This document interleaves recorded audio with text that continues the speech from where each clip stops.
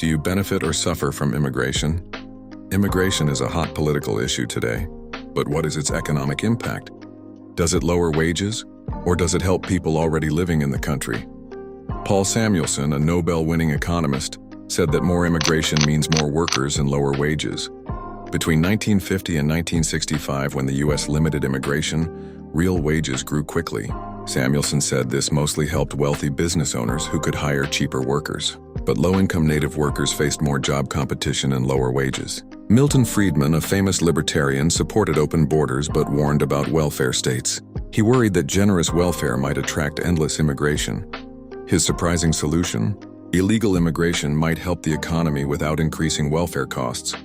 Other economists say immigrants mostly come to work not to get benefits. Research by Christian Dustman and Tommaso Frattini shows immigrants pay more in taxes than they receive in benefits. For example, Eastern European immigrants to the UK between 2001 and 2011 contributed almost $5 billion to the economy. Immigrants tend to be young and working, paying taxes but needing less healthcare and pensions. Bryan Caplan agrees. Immigrants support the elderly by paying taxes rather than milking the system.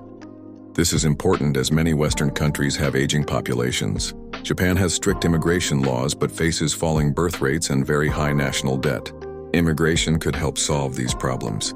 Alan Greenspan, former U.S. Federal Reserve Chair, said immigration helped American economic growth from 2000 to 2007, with benefits outweighing costs. A common fear is the lump of labor fallacy, the idea that there is a fixed amount of work. But economist D.F. Schloss argued that immigrants increase demand for goods and services, creating more jobs. Economist David Card studied 100,000 Cuban immigrants who arrived suddenly in Florida in 1981. He found no drop in wages or rise in unemployment, showing the labor market absorbed the new workers. Rachel Friedberg studied Russian Jewish immigrants to Israel in the 1990s. They competed for low-paid jobs but did not lower wages for native workers, partly because immigrants and natives are not perfect substitutes. Immigration also boosts innovation. Gordon Hanson says immigrants bring new ideas and help create patents and new businesses.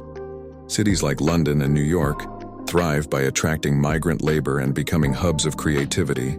However, not everyone benefits equally. Economist George Borges warns that low-skilled native workers can suffer from competition with low-skilled immigrants, hurting their wages and job prospects.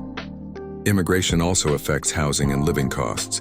Economist Albert Sayes found that a 1% increase in immigration leads to a 1% rise in house rents or prices, which can harm low-income residents.